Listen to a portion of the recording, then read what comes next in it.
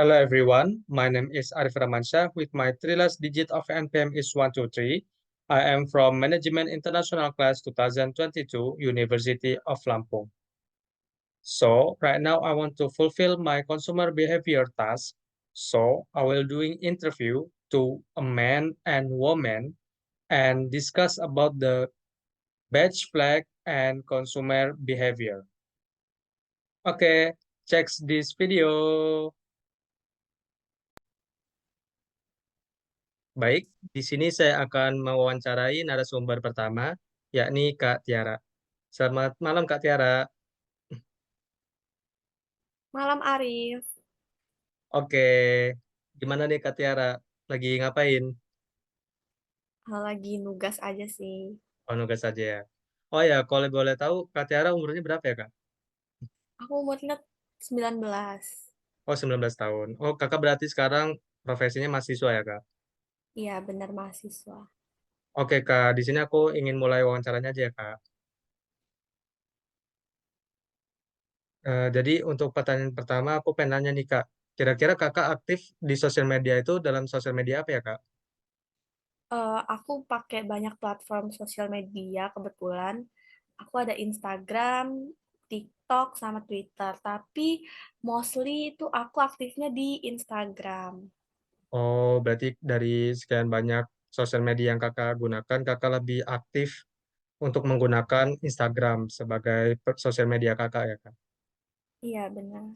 Oke, jadi di sini aku ingin nanya nih ke kakak mengenai eh, badge, flag, dan kaitannya dengan consumer behavior gitu, atau perilaku konsumen gitu. Oh ya, sebelumnya kakak pernah ngedengar istilah badge flag gak sih, Kak? Iya, sempat beberapa kali dengar. Oh, kalau boleh tahu kakak ngedengar istilah itu dari mana ya, Kak? Dari sosial media kak atau dari teman kakak gitu? Iya, dari sosial media sih, dari TikTok biasanya. Oh, oke. Berarti kakak dapat informasi dari sosial media ya, Kak?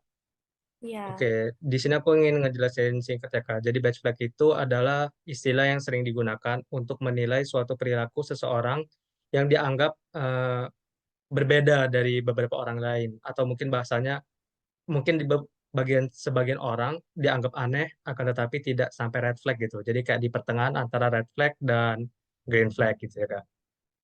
Oke, dan aku ingin nanya pertanyaan kedua, yakni bagaimana perilaku badge flag seseorang dapat berefek dengan apa yang akan mereka beli nih, Kak? Kalau menurut Kakak, bagaimana, Kak, pendapat Kakak? Jadi misal ada seseorang yang mungkin cenderung untuk memberi barang yang misalnya contoh harus warnanya pink gitu.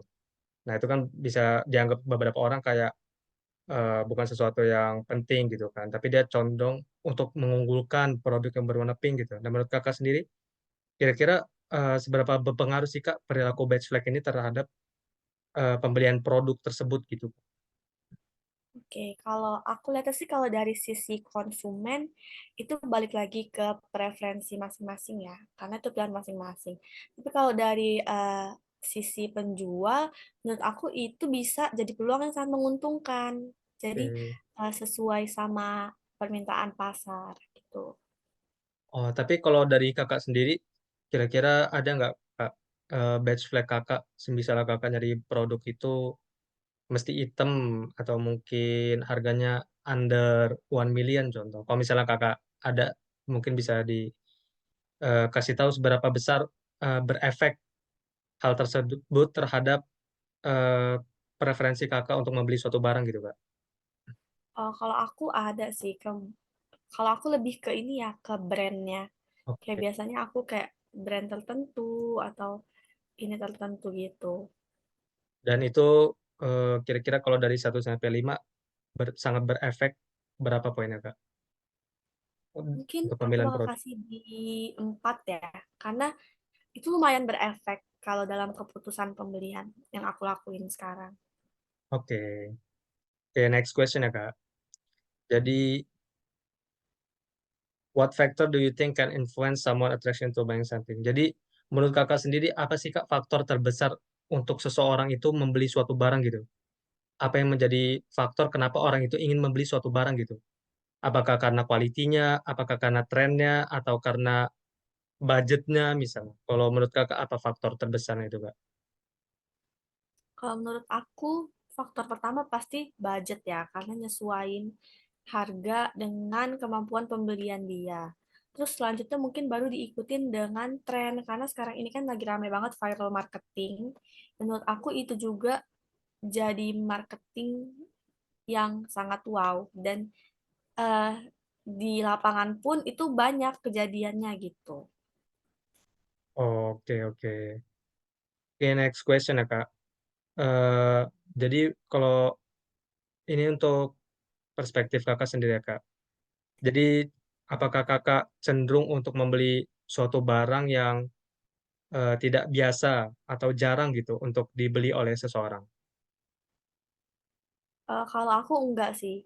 Aku justru kebalikannya. Kalau beli barang itu lihat dari rating sama seberapa banyak barangnya udah kejual gitu. Oke, tapi kira-kira kalau misalnya teman kakak ada yang ngobrol-ngobrolin gitu, ngobrol-ngobrolin gitu, kakak kira-kira terpengaruh atau tidak? Mungkin kebalik lagi sih. Mungkin aku bakal research dulu mengenai barangnya. Apakah worth it untuk dibeli atau enggak. Oh, berarti memang kakak eh, berteguh dengan apa yang kakak tahu gitu ya, nggak terpengaruh dengan omongan orang gitu. Iya. Beli barang. Oke.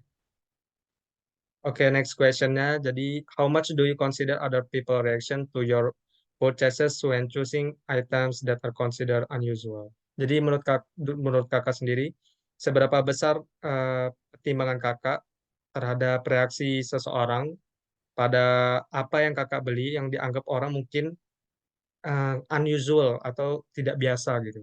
Jadi, misalnya kakak beli barang kayak kakak mencenderungkan badge flag kakak atau apa yang kakak anggap suka yang mungkin bagi sebagian orang itu tidak biasa gitu. Dan apakah kakak mempertimbangkan reaksi mereka?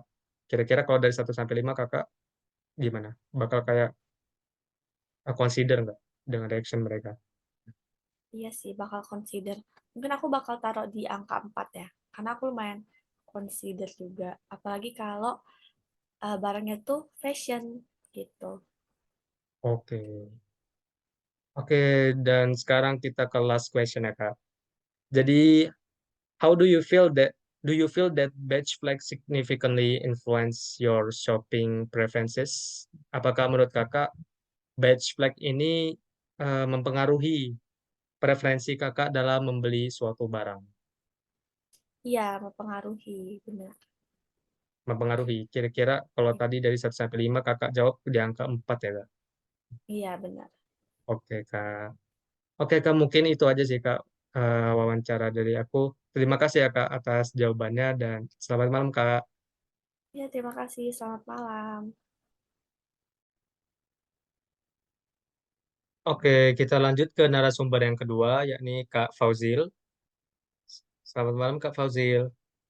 Halo, selamat malam Arif. Oke, Kak. Gimana nih, Kak? Apa kabarnya, Kak?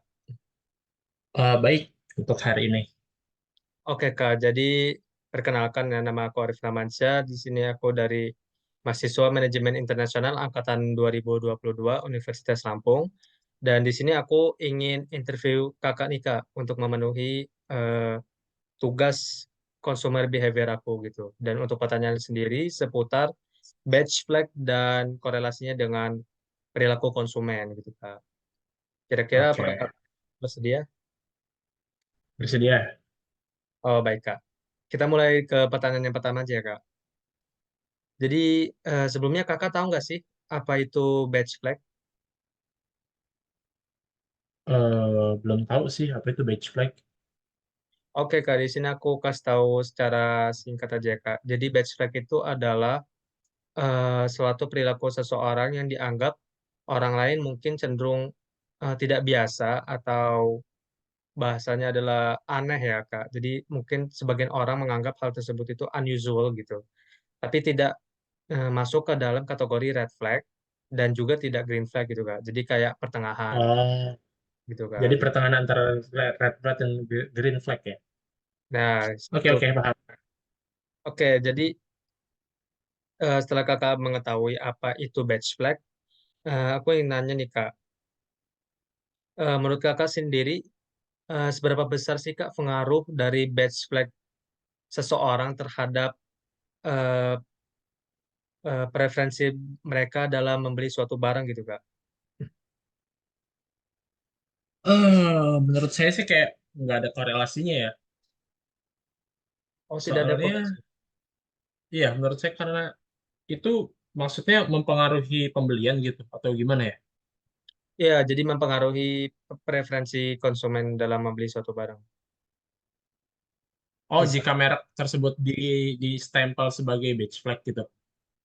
lebih kayak gini sih kak. Contoh misalnya batch flag itu, semisalnya kakak lebih prefer beli barang itu yang harus di atas 1 juta rupiah misalnya kak. Mungkin seberapa Oh, orang consider kayak hal itu unusual atau mungkin aneh karena orang lebih consider untuk membeli barang yang harganya cenderung lebih murah gitu kak. Misalnya orang nyari harga murah dan oh, sedangkan kakak nyari yang berbeda. Mungkin beberapa orang bakal nganggap kayak kurang biasa gitu kak. Nah, contoh gitu. Menurut kakak sendiri batch flag itu seberapa besar sih kak pengaruhnya terhadap eh, preferensi oke. seseorang dalam membeli barang? Menurut saya jika pengertiannya seperti itu cukup berpengaruh ya. Karena emang ada beberapa sebagian orang yang memiliki preferensi tertentu, ya mereka juga ingin barang dengan preferensi tertentu sesuai dengan keinginan mereka. Jadi ya cukup berpengaruh menurut saya. Oke, jadi cukup berpengaruh. Kalau dari skala 1 sampai 5, kira-kira seberapa berpengaruh, Kak? 1 adalah angka yang Tiga lemah dan 5 setengah. yang tinggi. Bisa dibulatkan saja nggak, Kak? Kira-kira hmm, lebih ke iya atau 4. lebih ke enggak? Oh, lebih ke iya berarti ya, Kak? Ya, Oke, benar. Kak. Dan pertanyaan selanjutnya, menurut Kakak sendiri, faktor apa sih, Kak, paling berpengaruh, yang paling mempengaruhi seseorang dalam membeli suatu barang gitu, Kak? Faktor pasti pertama itu kualitasnya ya. Kemudian kemudian faktor yang kedua ya mungkin citra merek dari barang tersebut. Jika emang barang tersebut dikenal sebagai barang branded itu kan cukup menaikkan status sosial di masyarakat ya. Terus mungkin yang ketiga ya harga sih. Oke, berarti ada 3 poin ya, Kak, yang kira-kira sangat mempengaruhi seseorang dalam membeli suatu barang gitu ya, Kak. Yo, benar. Oke, Kak. Dan menurut Kakak sendiri ada nggak sih, Kak, batch flag Kakak pribadi? Jadi, misalnya Kakak ingin membeli suatu barang itu, Kakak lebih consider atau lebih prefer pada barang-barang yang warnanya hitam atau mungkin yang unusual, mungkin bagi beberapa orang itu Oke, kayak gitu. oke, mungkin saya yang unusual mungkin iya satu barangnya warna hitam. Terus saya prefer juga barang-barang itu barang-barang outdoor. Entah kenapa saya lebih suka tas-tas itu ataupun barang yang lain itu yang mereknya dari brand-brand outdoor gitu sih. Kayak Eiger, Consigna, dan lain-lain. Oke. Dan dari batch flag Kakak sendiri itu kira-kira seberapa besar ya, Kak, mempengaruhi preferensi Kakak dalam membeli suatu barang? Kira-kira dari Ah, skala itu 1 cukup sampai 5. cukup besar sih. Oke. 4 lah. Oh, 4 jadi. Cukup besar mempengaruhi berarti batch flag sendiri dalam preferensi kakak membeli suatu barang ya, Kak? Iya benar. Oke. Oke, Kak. Dan kakak lebih cenderung untuk membeli barang yang dianggap jarang atau less common or unconventional, Kak. Kalau unkonvensional itu seperti apa ya? Jadi suatu barang tersebut itu yang nggak common gitu, Kak, atau nggak yang biasa dibeli oleh seseorang gitu. Oh, cukup suka sih. Mungkin kalau dikasih rate 3 lah. Oh, berarti di angka pertengahan ya, Kak?